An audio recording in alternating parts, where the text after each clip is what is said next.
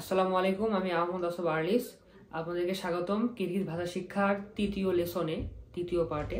আজকে আমরা শিখব কিরগিজের 1 থেকে 10 পর্যন্ত কোন সংখ্যাকে কি নামে ডাকা হয়। তো চলুন চলে যাই। প্রথমে আসে ওয়ান বা এক। এককে আমরা কিরগিজে বলবো বীর। বীর বীর মানে এক। দুইকে বলবো একি। একি মানে দুই। তিনকে আমরা বলবো উচ। উচ উচ মানে তিন বা উক মানে তিন। চারকে আমরা বলবো তর্ত। তর্ত মানে চার, তর্ত তর্ত। পাঁচকে আমরা বলবো বেশ। বেশ বেশ মানে পাঁচ, ফাইভ। সিক্সকে আমরা বলবো সিক্স বা ছয়কে বলবো আলতি। আলতি মানে ছয়, আলতি। সাতকে আমরা বলবো জেতি।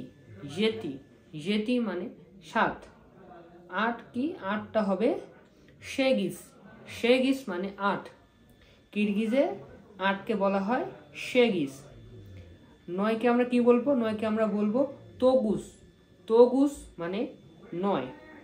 আর 10টা হচ্ছে অন। অন মানে 10। আমি আবার প্রথম থেকে বলছি।